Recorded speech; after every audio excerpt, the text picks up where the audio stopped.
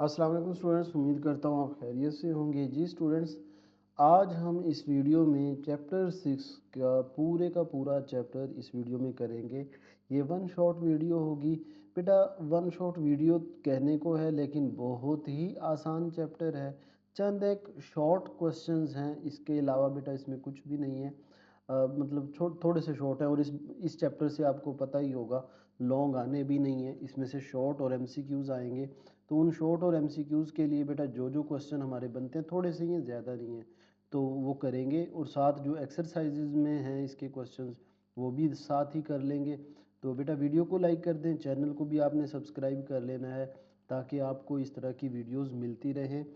इस वीडियो में को बेटा आपने तसल्ली से देखना है, आराम से बैठ के देखना है, क्योंकि इसमें से आपके शॉर्ट क्वेश्चन आने हैं, और इसके कोई 10 या 12 शॉर्ट हैं, बस इससे ज़्यादा शॉर्ट नहीं है। ठीक है, तो वीडियो सुनेंगे तो आपको ये याद हो जाएगा। ठीक है, तो चले जी शुरू करते हैं। ये सबसे पहले बेटा हमारे पास जो क्वेश्चन बनता है इस टॉपिक में, सबसे पहले क्वेश्चन बनता है what are irreversible reaction. Irreversible reaction क्या होते हैं, या और फिर दूसरा शॉर्ट बनेगा रिवर्सिबल रिएक्शन क्या होते हैं। अच्छा बेटा, हम ये आप अगर आपने बुक पे मार्क करने तो कर लें, मैंने इनके ना पॉइंट बनाए हैं बड़े आसान करके। यही पॉइंट एक्चुअली यहाँ पे लिखे हुए हैं, मैं पढ़ के भी आपको दिखा दूंगा। ठीक है, अब बात आ जाए जी, इरिवर्सिबल रिएक्शन कौन से रिएक्शन होते हैं। तो देखें, ऐसे रिएक्शन जो proceed only in one direction. One direction का बेटा क्या मतलब होता है, देखें जब NaCl सोडियम क्लोराइड है, AgNO3 है, जब ये दोनों रिएक्ट करेंगे तो ये बन जाएगा।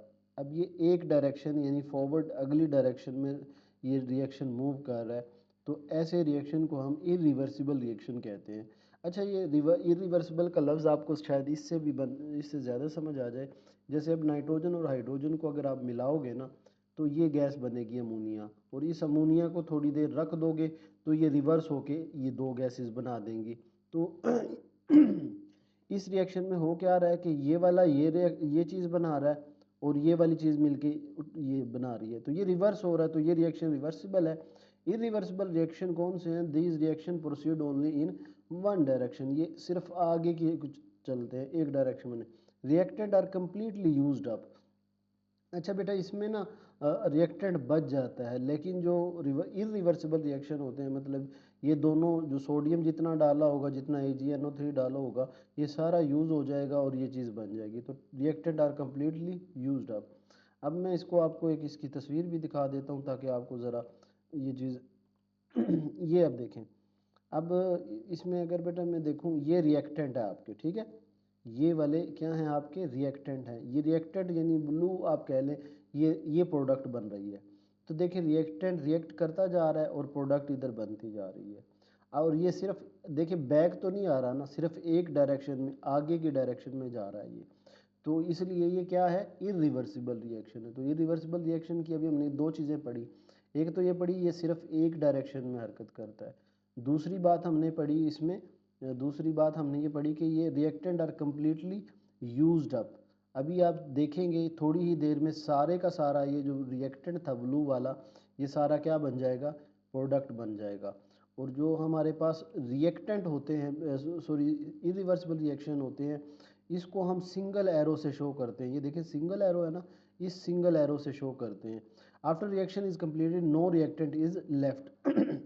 जब ये रिएक्टेंट कंप्लीट हो जाता है तो ये रिएक्टेंट में से कुछ भी नहीं बचता। अब अगर आप इसमें देखें कि ये देखिए सारा रिएक्टेंट जो था, ये वाली साइड लेफ्ट साइड होती है हमारी रिएक्टेंट की, राइट साइड होती है प्रोडक्ट की। यानी आप यूँ समझें कि ये दो चीज़ें मैंने मिलाई और कुछ बन गया। तो अब देखें रिएक्टेंट में से कुछ भी नहीं बचा, सारी चीज़ जो है, सारा रिएक्टेंट प्रोडक्ट बन गया। अब ये एक ही डायरेक्शन में गया, फॉरवर्ड डायरेक्शन में गया, सारा रिएक्टेंट यूज़ हो गया, पीछे कुछ भी नहीं बचा। तो जो ये केमिकल रिएक्शन था, ये क्या कहलाता है, इरिवर्सिबल, यानी रिवर्स नहीं हुआ। ये जो रिएक्टेंट था सारा प्रोडक्ट बन गया। अब ये कौन सा रिएक्शन है, इरिवर्सिबल है। अब इसमें हमने क्या क्या चीज़ें देखी, ये चार बेटा, इसका ना कॉन्सेप्ट आपने क्लियर रखना है। Reaction proceed only in one direction, देखिए एक ही डायरेक्शन में गया ना, आगे की तरफ, ऐसे पीछे तो नहीं आया, तो only one direction. Reactant are completely used up, सारे का सारा जो रिएक्टेंट था सारा यूज हो गया, कुछ बचा तो नहीं ब्लू वाला, नहीं। These reaction are represented by single arrow, ये जब हम इसकी इक्वेशन लिखते हैं तो इसको सिंगल एरो से शो करते हैं। After the reaction is complete no reactant is left. अब देखें रिएक्शन कंप्लीट हो गया, कोई रिएक्टेंट तो नहीं बचा, नहीं बचा। तो ये सारा क्या होते हैं, इरिवर्सिबल रिएक्शन, यानी जो रिवर्स ना हो और उनकी ये बातें हो जाएंगी। ठीक है बेटा, तो ये हमारा इरिवर्सिबल है। मैं आपको एक बुक से भी रीड कर दूं ताकि आप तसल्ली रहे कि जो हम पढ़ रहे हैं यही बात मैंने छोटी छोटी लाइनों में लिखी है कंसेप्ट क्लियर करने के लिए। The reaction goes to completion, ये इसका रिएक्शन कंप्लीट हो जाता है। If stoichiometry amount of the reactant are used then no reactant species are present at the end of the reaction. अब देखिए ये मैंने क्यों आसान करके लिखा है, ये टोटल यही बात लिखी है कि जब रिएक्शन कंप्लीट हो जाता है तो पीछे कोई भी रिएक्टेंट नहीं बचते। Such a reaction is called irreversible, it moves in forward direction only, और ये फॉरवर्ड डायरेक्शन में मूव करते हैं, यही बात हमने उसमें की है। ठीक है जी, तो ये इरिवर्सिबल बेटा क्लियर हो गया। अब आ जी रिवर्सिबल रिएक्शन कौन से होते हैं, ये वाला रिवर्सिबल। तो रिवर्सिबल के बारे में हम पढ़ते हैं जी। ये देखें, इन these reaction product can react again to form reactant. The reaction proceed in both forward and reverse direction। बेटा इसमें ना मैंने ये इसकी आपके लिए एक डायग्राम बनाई है, अब ज़रा इसको देखिएगा। लेट्स से जी ये हमारी रिएक्टेंट है, ठीक है, ये मैंने रिएक्टेंट डाली है, हाइड्रोजन गैस ये डाली है या कोई भी, ये रिएक्टेंट है मेरी, ये क्या है, रिएक्टेंट। अब ये रिएक्टेंट सारा मेरे पास पड़ा हुआ था और ये रिएक्टेंट रिएक्ट करता है और प्रोडक्ट बना रहा है। ठीक है, क्या बना रहा है, प्रोडक्ट बना रहा है। प्रोडक्ट का जो लेट से ये चीज़, ये प्रोडक्ट बन रही है, आहिस्ता आहिस्ता जा रहा है, ये प्रोडक्ट बनती जा रही है। ठीक है, क्या बनती जा रही है, प्रोडक्ट। हाफ हुई थी अभी, तो जाहिर है जितनी रिएक्ट प्रोडक्ट बनी उतनी रिएक्टेंट, ये भी तो यूज़ हो जाएगी ना, आपका रिएक्टेंट था, ये कम हो जाएगा ना क्योंकि वो प्रोडक्ट बन गया, तो वो काफ़ी ज़्यादा था तो ये बच गया। ठीक है, अब इसको ज़रा समझिएगा, मैंने ये रिएक्टेंट दिया था, इसने आधा यूज़ हो गया और प्रोडक्ट बना दिया।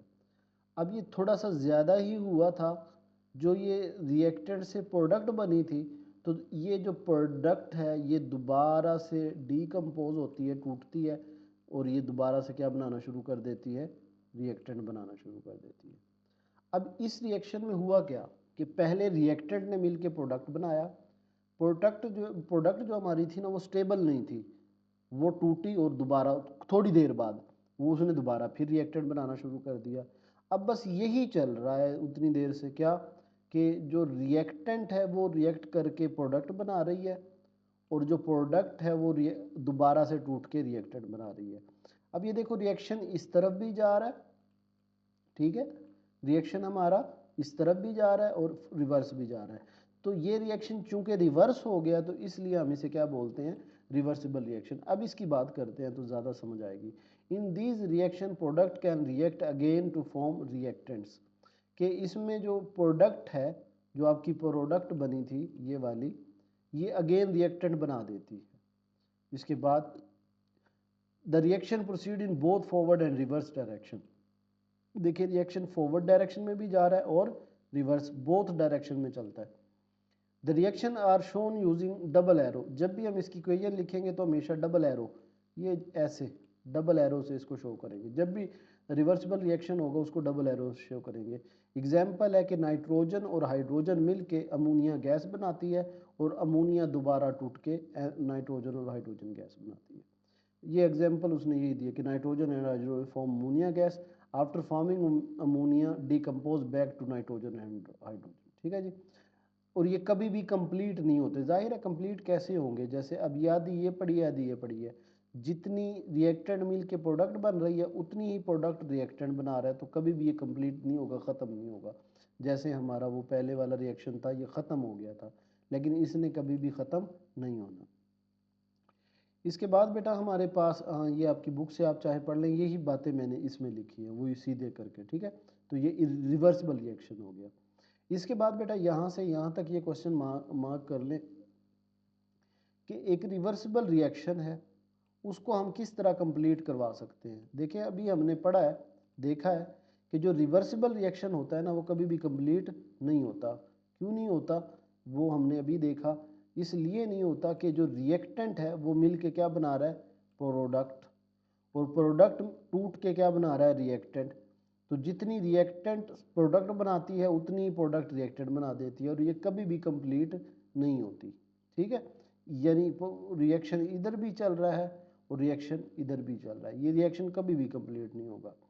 क्वेश्चन बोर्ड में बेटा आपके ये आ सकता है, यहाँ से यहाँ तक मार्क कर लें कि एक रिवर्सिबल रिएक्शन को किस तरह कंप्लीट करवाया जा सकता है। तो सिंपल है बेटा, अभी देखें, अगर मैं एक काम करूं, देखें ये रिएक्टेंट जो है ना, रिएक्टेंट मिल के क्या बना रही है, प्रोडक्ट, ठीक है। और ये प्रोडक्ट जब एक ख़ास हद तक पहुंचती है, लेवल तक पहुंचती है, तो तब जाके ये बैक होती है, ठीक। अब अगर मैं ये करूं कि जितनी प्रोडक्ट बनती जा रही है मैं उसको रिमूव करता रहूं, तो क्या होगा, प्रोडक्ट बनेगी, और जितनी बनी मैंने वो रिमूव कर ली, फिर प्रोडक्ट बनेगी, जितनी बनी मैंने रिमूव कर ली, तो सारा यानी प्रोडक्ट को रिवर्स होने का टाइम ही नहीं मिला। तो आहिस्ता आहिस्ता क्या होगा कि सारे का सारा रिएक्टेंट ख़त्म हो जाएगा और यहाँ पे सारी क्या पड़ी होगी, यहाँ नहीं पड़ी होगी, हम उसको सेव करते जा रहे हैं। तो अब क्वेश्चन समझ आया कि एक रिवर्सिबल रिएक्शन जो हमें पता है कंप्लीट नहीं होता, उसको कैसे कंप्लीट करवाया जा सकता है। तो ये क्वेश्चन है। अब आंसर इस कि एग्जाम्पल देनी है हमने, क्या ये कैल्शियम कार्बोनेट की, कि जैसे कैल्शियम कार्बोनेट है, ये डिकम्पोज होके ये बना रहा है और ये दोनों मिलके ये बना रही हैं। अब ये रिएक्शन कभी कंप्लीट नहीं होता। क्वेश्चन है कि इसको कंप्लीट अगर करना है तो कैसे करेंगे। कहता है कि if one product is remove from the system, कि अगर हम इनमें से या तो ये निकाल लें तो क्या होगा, वो इसको पूरा करने के लिए आगे जाएगा, हम फिर निकाल लेंगे, फिर निकाल लेंगे। तो प्रोडक्ट अगर उस रिएक्शन में से निकाल ली जाए तो उस रिएक्शन रिवर्सिबल रिएक्शन को कंप्लीट करवाया जा सकता है, ठीक है बेटा। क्वेश्चन क्या था कि एक रिवर्सिबल रिएक्शन जो कभी कंप्लीट नहीं होता उसको किस तरह कंप्लीट करवाया जा सकता है। तो हम कह रहे हैं कि अगर उसमें से प्रोडक्ट निकाल ली जाए तो वो रिवर्स कंप्लीट हो जाएगा। अब इसकी वो दोस्त रैली बताया था कि वैन ये जब हम इसको ओपन कंटेनर में हीट करेंगे ना तो ये कंप्लीट हो जाता है, लेकिन अगर क्लोज कंटेनर में करते हैं तो ये रिवर्स हो जाता है। अब इसका मतलब सिंपल सा यही है कि देखें, अगर हम इस कंटेनर को क्लोज कर दें, ठीक है, ये हमारा रिएक्टेंट था यहाँ पे, और रिएक्टेंट मिलके प्रोडक्ट बना रहा है और ये हमने क्लोज कर दिया, तो एक टाइम तो आएगा ना इसने रिवर्स हो जाना है। तो क्या होगा कि ये प्रोडक्ट बनाती रहेगी। अगर हम यहाँ पे ना एक पाइप बना दें जहाँ से रिएक्टेंट प्रोडक्ट गुजर रही है और प्रोडक्ट की रिएक्टेंट गुजर रही है, लेकिन अब अगर हम ढक्कन ऊपर से खोल दें तो जो कार्बन डाइऑक्साइड बनती रहेगी वो उड़ती रहेगी और बनता जाएगा, उसे रिवर्स होने का टाइम ही नहीं मिलेगा, ठीक है बेटा। तो ये चीज़ कि ओपन में रखेंगे तो कंप्लीट हो जाएगा, क्लोज में रखेंगे तो क्यों नहीं कंप्लीट होगा, क्योंकि जो कार्बन डाइऑक्साइड बनेगी ना वो एस्केप ही नहीं हो पाएगी, उसे रिकम्बाइन होने का टाइम ही नहीं मिलेगा, वो उड़ जाएगी, तो इसलिए वो रिएक्शन हमारा कंप्लीट नहीं होगा। यानी अगर हम बंद में रखेंगे तो उसको निकलने का मौका नहीं मिलेगा और वो रिएक्शन जो है रिवर्स हो जाएगा। लेकिन अगर हम उसको ओपन कर देते हैं तो कार्बन डाइऑक्साइड एस्केप हो जाएगी, बाहर चल जाएगी और रिएक्शन जो है वो कंप्लीट हो जाएगा।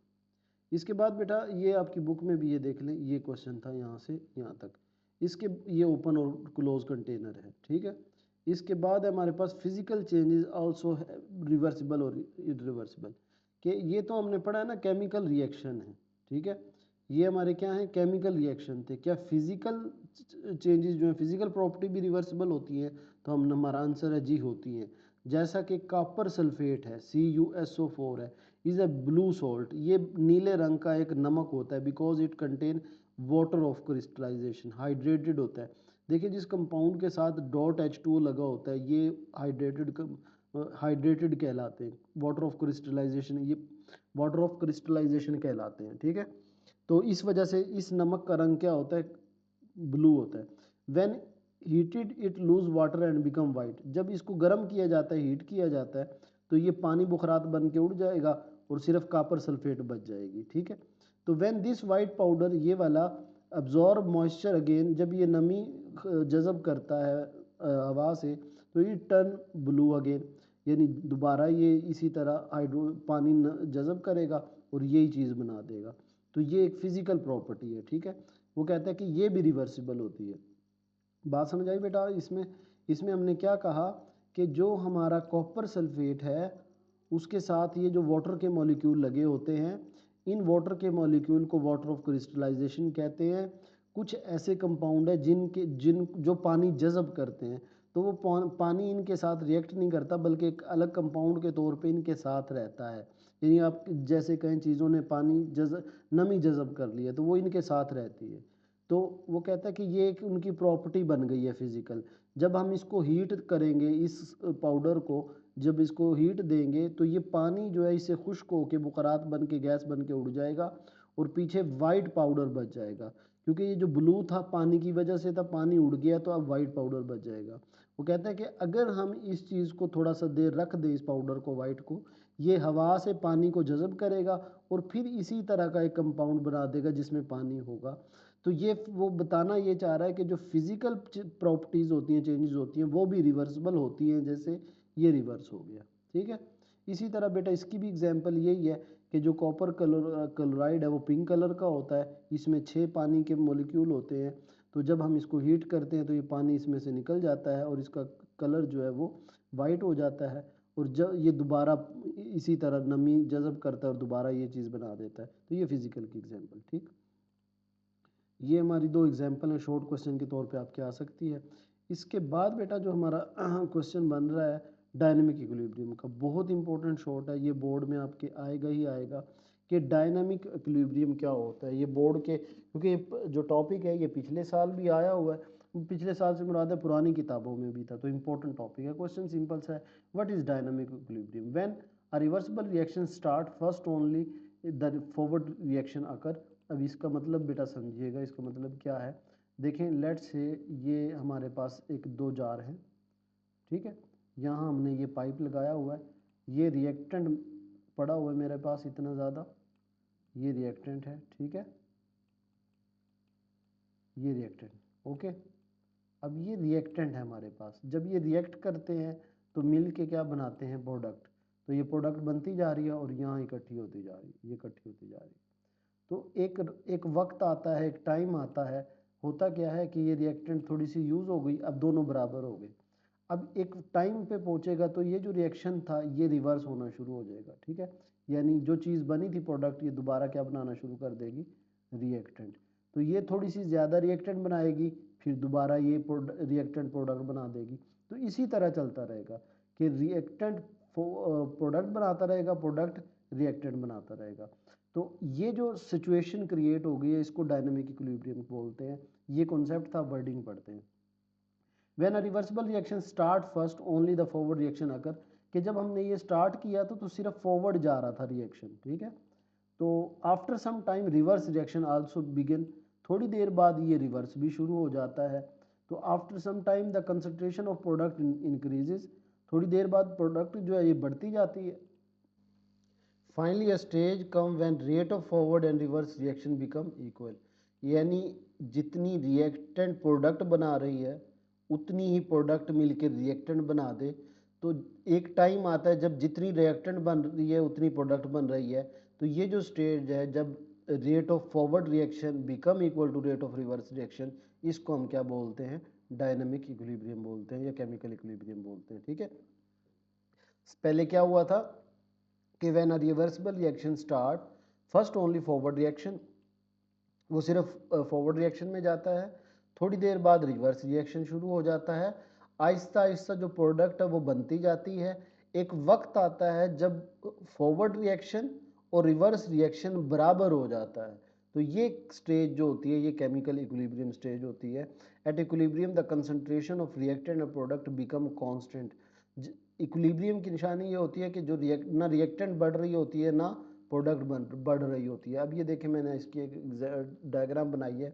अब देखिए, ये केमिकल इक्विलिब्रियम की स्टेट है, यानी जितनी रिएक्टेंट मिल के ये प्रोडक्ट बन रही है ना, ब्लू रिएक्टेंट है और ये प्रोडक्ट है रेड, तो जितनी रिएक्टेंट मिल के प्रोडक्ट बना रही है उतनी ही प्रोडक्ट टूट के रिएक्टेंट बना रही है। अब रिएक्शन दोनों तरफ चल रहा है, rate of forward reaction and rate of reverse reaction has become equal. ना प्रोडक्ट बढ़ रही है ना रिएक्टेंट बढ़ रही है। क्यों नहीं बढ़ रही भाई, जितना रिएक्टेंट मिल के प्रोडक्ट बना रहा है उतनी ही प्रोडक्ट टूट के रिएक्टेंट बना रहा है। तो rate of forward and rate of reverse reaction has been equal. तो ये जो सिचुएशन है इसको हम डायनामिक इक्विलिब्रियम बोलते हैं, ठीक है बेटा। क्या बोलते हैं, डायनामिक इक्विलिब्रियम। अब इसकी क्या क्या बातें हैं कि शुरू में तो ये फॉरवर्ड जाता है लेकिन थोड़ी देर बाद ये रिवर्स हो जाता है, आहिस्ता आहिस्ता प्रोडक्ट बढ़ती है। लेकिन जब एक स्टेज आता है जब रिएक्टेंट और प्रोडक्ट की जो कंसंट्रेशन है यानी मिकदार है वो बराबर हो जाती है, और जो रेट ऑफ फॉरवर्ड रिएक्शन है वो रेट ऑफ रिवर्स रिएक्शन के बराबर हो जाता है, तो ये जो स्टेज होती है इसको बोलते हैं डायनामिक इक्विलिब्रियम। ठीक है, तो अब मेरे ख्याल में इसको समझने के क्लियर हो गया आपको। When a reversible reaction start first only forward reaction आकर, after some time reverse reaction भी स्टार्ट हो जाता है, after some time concentration of product बढ़ने शुरू हो जाती है, फाइनली एक स्टेज आती है जब फॉरवर्ड रिएक्शन और रिवर्स रिएक्शन इक्वल हो जाता है और जो रिएक्टेंट की मिकदार है और प्रोडक्ट की मिकदार है वो कांस्टेंट हो जाती है। Both reaction are still occurring, हम देख रहे हैं कि रिएक्शन हो रहे हैं फॉरवर्ड भी रिवर्स भी, लेकिन सेम रेट पे हो रहे हैं, जितनी प्रोडक्ट से रिएक्टेंट बन रही है उतनी ही रिएक्टेंट से प्रोडक्ट बन रही है। ये जो स्टेज है, it seems as if the reaction has stopped, हमें ये लग रहा है कि रिएक्शन यहाँ से स्टॉप है, हालांकि ये देखिए रिएक्शन चल रहा है, तो it seems as if the reaction has stop but it is actually happening in both direction continuously, वो कॉन्टिन्यूस चल रहा होता है दोनों डायरेक्शन में। तो ये जो सिचुएशन है, because it does not stop, it is called dynamic equilibrium. तो ये बेटा डायनेमिक इक्विलिब्रियम की बातें थी, यही रट लें, आपकी बुक में जो है ना ये सारी चीज़ें यही लिखी हुई हैं कि the reaction will keep going in both direction, दोनों डायरेक्शन में हो रहा है, until the rate of forward reaction become equal to rate of reverse backward reaction. In other words, the number of reactant molecule which will disappear as a result of forward reaction become equal to the number of reactant molecule which will form as a result of reverse reaction. The same will be true for the product molecule. At this stage, reaction is said to be in state of chemical equilibrium. It appears as if nothing is going on the reaction vessel. ऐसे अगर इसको देखें तो यूँ लग रहा है कि कुछ भी नहीं हो रहा, nothing going on the vessels, but कहाँ से, यहाँ से, हाँ, both reactant product molecule undergo any changes at the stage, since the reaction did not cease, रुका नहीं है, स्टेट नहीं है, तो इसलिए बल्कि ये गोइंग ऑन है, तो इसलिए इसको क्या बोलते हैं, डायनेमिक इक्विलिब्रियम। बेटा ये थोड़ी सी बातें मुश्किल करके लिखी हुई हैं, सेम चीज़ें मैंने सीधी साफ साफ सेंटेंस में लिखा है, तो ये आप लिख लीजिएगा, क्योंकि शॉर्ट है भाई, शॉर्ट में यही चीज़ें आपने लिखनी है, तो ये आपका शॉर्ट डन हो जाएगा। ठीक है बेटा, तो ये हमारा, क्योंकि चैप्टर ही शॉर्ट का है, लॉन्ग तो इससे आना नहीं है, तो ये बेटा इसका आखिरी शॉर्ट है, और मैं साथ साथ बेटा आपको ना इसकी एक्सरसाइज भी करवा दूंगा, 3 4 5 शॉर्ट है, इसी कॉन्सेप्ट से रिलेटेड है, और वैसे भी आपको पता है जो कट नहीं है वो हमने करने ही करने हैं, तो वो भी मैं आपको साथ साथ करवा दूंगा। तो वीडियो को बेटा ज़रूर लाइक किया करें, ये एक सपोर्ट है जो आप हमें दे सकते हैं। ठीक है जी, आखिरी क्वेश्चन है हमारे पास, कि क्वेश्चन आता है बेटा आपके पास बोर्ड के अंदर, कि जो अब हमने बात की कि जो रिएक्शन है, जैसे ये अब इक्विलिब्रियम स्टेज में है, जितनी रिएक्टेंट प्रोडक्ट बना रही है उतनी प्रोडक्ट रिएक्टेंट बना रही है, वो कह रहा है कितना टाइम लगता है रिएक्टेंट और प्रोडक्ट ये स्टेबल होने में, क्योंकि शुरू में तो सिर्फ रिएक्टेंट प्रोडक्ट बना रहा होता है ना, बाद में ये रिवर्स होता है, तो वो कहता है कितना टाइम लगता है इस इक्विलिब्रियम स्टेज को। तो ये हम आंसर किया है कि the time required depend on the reaction condition, कि रिएक्शन किस कंडीशन में हो रहा है। Equilibrium is not reached immediately, both reaction rate must become equal. वो कहता है कि ये जो इक्विलिब्रियम स्टेट है ये फ़ौरन से अटैम्प्ट नहीं हो जाती, बल्कि पहले तो रिएक्शन रिएक्ट करके प्रोडक्ट बना रहा होता है, थोड़ा टाइम लगता है, फिर जाके प्रोडक्ट रिवर्स होती है और फिर ये इक्विलिब्रियम की स्टेज आती है। अब वो एग्जांपल दे रहा है कि बाज़ ऐसे रिएक्शन होते हैं जो बहुत ज़्यादा टाइम लेते हैं, बाज़ ऐसे होते हैं जो सेकंडों में हो जाते हैं, तो ये डिपेंड करता है रिएक्शन की नेचर पे। ठीक है बेटा, तो ये हमारे हो गया, ये कोई इतना बहुत इंपॉर्टेंट क्वेश्चन नहीं था, लेकिन क्वेश्चन तो था, मैंने करवा दिया। अब बेटा हम ना एक्सरसाइज साथ साथ कर लेते हैं, ताकि ये शॉर्ट का चैप्टर है आपके सामने, छोटा सा चैप्टर था, हो गया हमारा डन। अब इसके बाद ये देखें शॉर्ट हमारे कौन कौन से हमने करने हैं इसमें, ये पहला, तीसरा, चौथा और पहले 3 इस तरह करना है। तो पहला करते हैं जी, how is dynamic equilibrium different from the static equilibrium. अब डिफरेंस बताना है हमने कि डायनेमिक और स्टैटिक इक्विलिब्रियम में क्या फ़र्क है। बिल्कुल आसान सा है, डायनेमिक इक्विलिब्रियम में बेटा वही बात है जो हमने की है अभी के, कि when reaction does not stop, dynamic equilibrium में रिएक्शन जो है वो स्टॉप नहीं होता, चल रहा होता है, ये देखें हमें नज़र भी आ रहा है, but only the rate of forward and reverse reaction become equal. हाँ, फॉरवर्ड रिएक्शन और रिवर्स रिएक्शन का जो रेट है, स्पीड है, वो इक्वल हो जाती है to each other, but takes place in opposite direction. आप देख सकते हैं ये अपोजिट डायरेक्शन में हो रहे होते हैं, रुके नहीं हैं, तो ये जो स्टेज होती है इसको हम डायनेमिक इक्विलिब्रियम बोलते हैं। ये स्टेज क्या कहलाती है? Dynamic equilibrium. ठीक है, इसको मैं थोड़ा छोटा कर लेता हूँ। ये वाली स्टेज डायनेमिक, डायनेमिक का मतलब है स्टिल कंटिन्यू, तो ये चूंकि कंटिन्यू रहता है तो इसको क्या बोलते हैं? Dynamic equilibrium. जबकि जो स्टैटिक इक्विलिब्रियम है ये बेटा फिजिक्स की टर्म है कि एक चीज़ रुक जाती है, रेस्ट पोजीशन में आ जाए तो उसको हम स्टैटिक बोलते हैं। It is called static equilibrium. This happen mostly in the physical phenomena, यानी ये चीज़ें ज़्यादातर फिजिक्स में होती हैं कि चीज़ें रुक जाती हैं। मसलन एक बिल्डिंग है, वो खड़ी है तो वो खड़ी रहती है, तो इसको हम क्या बोलते हैं? Static equilibrium. तो ये डायनेमिक और स्टैटिक इक्विलिब्रियम हो गया। इसके बाद बेटा हमारे पास क्वेश्चन नंबर 3 है। क्वेश्चन नंबर 3 तो क्योंकि हमने करना है ना, ये वाला, how can you get the maximum yield in reversible reaction. बेटा क्वेश्चन बड़ा इंपॉर्टेंट है। ये क्या पूछ रहा है आपसे कि देखिए ये आपके पास एक रिवर्सिबल रिएक्शन है, हमें पता है कि ये रिवर्सिबल रिएक्शन जो है ना ये रिवर्स हो जाता है, तो यील्ड बोलते हैं प्रोडक्ट को, इसको प्रोडक्ट को, कि वो कहते हैं कि एक ऐसा रिएक्शन जो रिवर्सिबल है उससे हम ज़्यादा से ज़्यादा प्रोडक्ट कैसे ले सकते हैं। बेटा हम कैसे ले सकते हैं? हम अगर ना इस प्रोडक्ट को निकालना शुरू कर दें इसमें से, यानी जो बन जाए उसको निकाल लो, जो बन जाए उसको निकाल लो, तो उसको रिवर्स होने का मौका ही नहीं मिलेगा, तो रिएक्टेंट प्रोडक्ट ही बनाती रहेगी, रिवर्स होने का उसे मौका नहीं मिलेगा, तो हमें ज़्यादा प्रोडक्ट यानी ज़्यादा यील्ड मिल जाएगी। तो आंसर हमारा क्या हुआ कि हम कैसे ज़्यादा यील्ड यानी कैसे ज़्यादा प्रोडक्ट ले सकते हैं एक रिवर्सिबल रिएक्शन से। तो ये आंसर जी देख लेते हैं इसका हमारा, we can get maximum yield in reversible reaction by removing product continuously from the reaction mixture।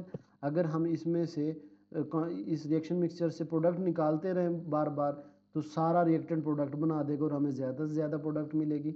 वो कहता है एक और तरीका भी है, हम इस रिएक्शन का टेम्परेचर बढ़ा दें।